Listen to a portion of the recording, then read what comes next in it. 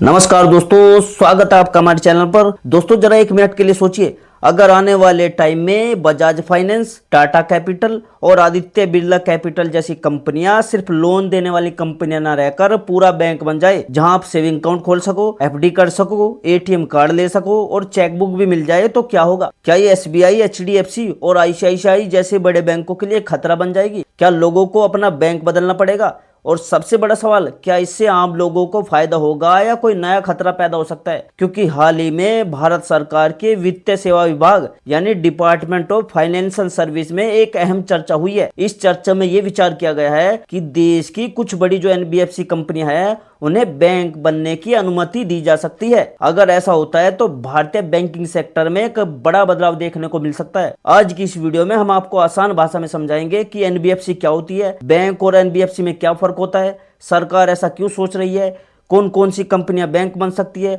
और सबसे जरूरी, इससे आम लोगों पर क्या असर पड़ेगा। वीडियो को लास्ट तक देखिएगा, क्योंकि आखिर में मैं आपको कुछ ऐसे बैंकिंग टिप्स भी बताऊंगा जो बहुत कम लोगों को पता होते हैं। सबसे पहले समझते हैं कि एनबीएफसी आखिर होती क्या है। देखो, एनबीएफसी का पूरा नाम होता है नॉन बैंकिंग फाइनेंशियल कंपनी, यानी ऐसी वित्तीय कंपनियां जो लोगों को पैसे से जुड़ी सेवाएं देती है लेकिन पूरी तरह बैंक नहीं होती। उदाहरण के लिए बजाज फाइनेंस हो गई, टाटा कैपिटल हो गई, Aditya Birla finance, Mahindra finance, Muthoot finance, ये सभी कंपनियां जो है ये एनबीएफसी है। इन कंपनियों का मुख्य काम क्या होता है? एक तो लोन देना, फाइनेंस देना और ईएमआई सुविधा देना। एग्जाम्पल के तौर पर मान लीजिए, अगर आप मोबाइल, टीवी, फ्रिज या बाइक ईएमआई पर खरीदते हो तो अक्सर इसके पीछे कुछ एनबीएफसी कंपनियां होती है जो आपको फाइनेंस देती है। लेकिन यहाँ एक बहुत बड़ा फर्क है जो एनबीएफसी और बैंक को अलग बनाता है। बैंक और एनबीएफसी दोनों पैसे से जुड़ा काम करते हैं, लेकिन दोनों की जो पावर होती है वो अलग अलग होती है। देखो, बैंक क्या कर सकता है? बैंक सेविंग अकाउंट खोल सकता है, करंट अकाउंट खोल सकता है, एफडी और आरडी कर सकता है, एटीएम कार्ड दे सकता है, चेक बुक दे सकता है और लोगों से पैसा जमा कर सकता है। लेकिन एनबीएफसी के पास ये पावर नहीं होती।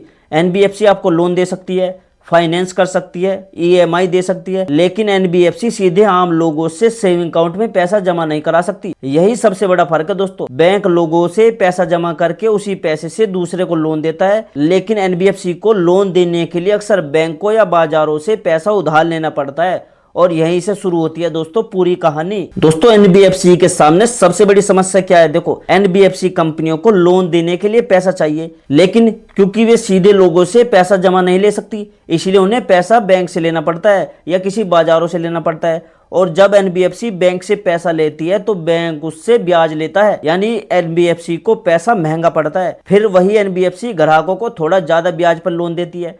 इसका मतलब आखिरकार लोन महंगा हो जाता है। लेकिन अगर एनबीएफसी को बैंक बनने की अनुमति मिल जाए तो क्या होगा? फिर ये कंपनी क्या करेगी? सीधे लोगों से पैसा जमा कर सकेंगी, जैसे सेविंग अकाउंट में, फिक्स डिपॉजिट में, रिकरिंग डिपॉजिट में। और जब लोगों से पैसा आएगा तो एनबीएफसी को सस्ता फंड मिलेगा। इससे एक तो लोन सस्ता हो सकता है और बैंकिंग सुविधाएं भी बढ़ सकती है। भारत सरकार दोस्तों ऐसा क्यों सोच रही है? देखो दोस्तों, भारत एक बहुत बड़ा देश है, लेकिन आज भी लाखों लोग ऐसे हैं जिनके पास बैंकिंग सुविधाएं पूरी तरह नहीं है। गाँवों में, छोटे शहरों में, दूर दराज इलाकों में कई बार बैंक की पहुंच कम होती है, लेकिन जो एनबीएफसी कंपनी है उनका नेटवर्क काफी बड़ा होता है। उदाहरण के लिए बजाज फाइनेंस जो है वो पूरे भारत में लाखों दुकानों और व्यापारियों से जुड़ा हुआ है। अगर ऐसी कंपनियां बैंक बन जाती है तो बैंकिंग सेवाएं और ज्यादा लोगों तक पहुंच सकती है, और यही कारण है कि सरकार इस पर विचार कर रही है। लेकिन दोस्तों, बैंक बनना बिल्कुल आसान नहीं है। भारत में बैंक बनने की अनुमति देता है भारतीय रिजर्व बैंक यानी आरबीआई, और आरबीआई के नियम दोस्तों बहुत सख्त होते हैं।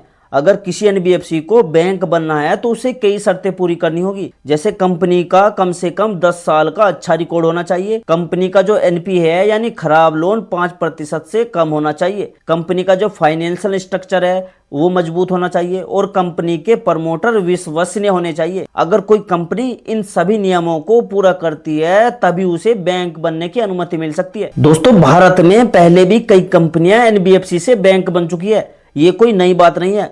उदाहरण के लिए एक तो कोटक महिंद्रा बैंक, एक बंधन बैंक और जो आईडीएफसी फर्स्ट बैंक है, ये पहले जो कंपनियां थी वो एनबीएफसी कंपनियां थी, ये बाद में बैंक बनी, लेकिन इन्हें आज दोस्तों ये कंपनियां भारत के बड़े बैंकों में गिनी जाती है। इसलिए अगर भविष्य में बजाज फाइनेंस या टाटा कैपिटल बैंक बन जाए तो ये कोई असंभव बात नहीं है। तो कौन कौन सी कंपनियां बैंक बन सकती है? देखो दोस्तों, अगर फ्यूचर में एनबीएफसी को बैंक बनने की अनुमति मिलती है तो सबसे पहले कुछ बड़ी कंपनियों के नाम सामने आ सकते हैं।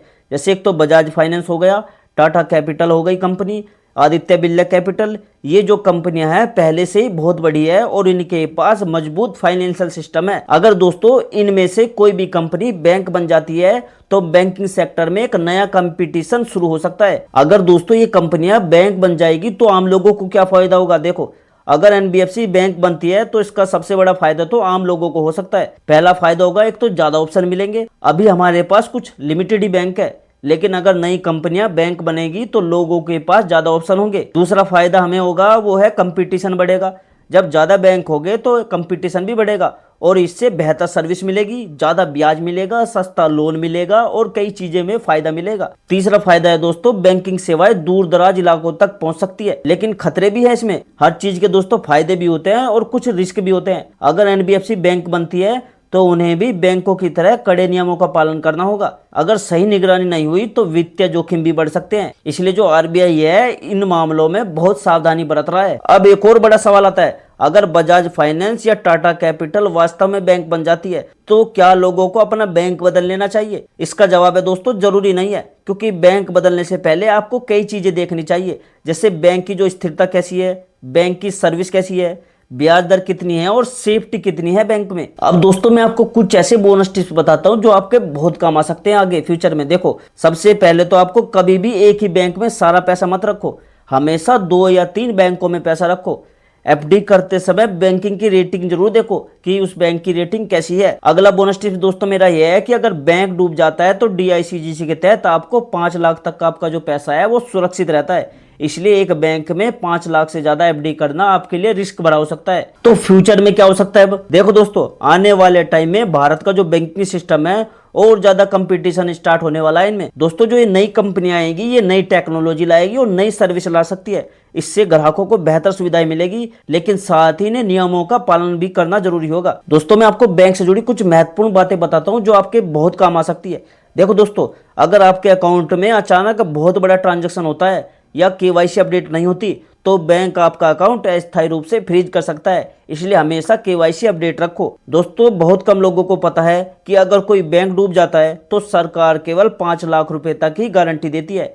चाहे आप अकाउंट में 20 लाख हो, 50 लाख हो, सुरक्षित सिर्फ आपके 5 लाख रुपए ही होते हैं। दोस्तों जब आप बैंक में पैसा जमा करते हो तो बैंक उसी पैसे को लोन देकर 3 से 4 गुना ज्यादा कमाई करता है। इसलिए बैंक हमेशा चाहता है कि लोग ज्यादा पैसा जमा करें। दोस्तों अगर आप बहुत ज्यादा कैश जमा करते हो तो इनकम टैक्स की नजर पड़ सकती है आप पर। अगर आप बार बार बड़ी कैश डिपॉजिट करोगे तो बैंक उसकी जानकारी इनकम टैक्स विभाग को भेज सकता है। दोस्तों एक मोबाइल नंबर से कई बैंक अकाउंट मत जोड़िए। अगर किसी फ्रॉड के पास आपका मोबाइल नंबर और ओटीपी पहुंच गया तो वो एक साथ कई बैंक अकाउंट तक पहुंच सकता है। इसलिए कई अकाउंट में एक मोबाइल नंबर ऐड मत करिए, अलग अलग मोबाइल नंबर ऐड करिए। अगर दोस्तों आपको ज्यादा ब्याज चाहिए तो कुछ दोस्तों एनबीएफसी कंपनियां एफडी पर जो होती है वो बैंकों से 2 से 3% ज्यादा ब्याज देती है, लेकिन लोग जानकारी के अभाव में इसका फायदा नहीं उठा पाते। तो दोस्तों सरकार का जो एनबीएफसी को बैंक बनाने का विचार है ये भारतीय बैंकिंग सेक्टर के लिए एक बड़ा बदलाव हो सकता है। अगर दोस्तों ऐसा होता है तो लोगों को ज्यादा ऑप्शन मिलेंगे, बेहतर सेवाएं मिलेगी और शायद सस्ते लोन भी मिल सकते हैं। लेकिन इसके साथ नियम और निगरानी भी जरूरी होगी। आने वाले टाइम में दोस्तों यह देखना दिलचस्प होगा कि कौन सी एनबीएफसी कंपनियां सबसे पहले बैंक बनती है। और अगर दोस्तों आपको ये जानकारी उपयोगी लगी हो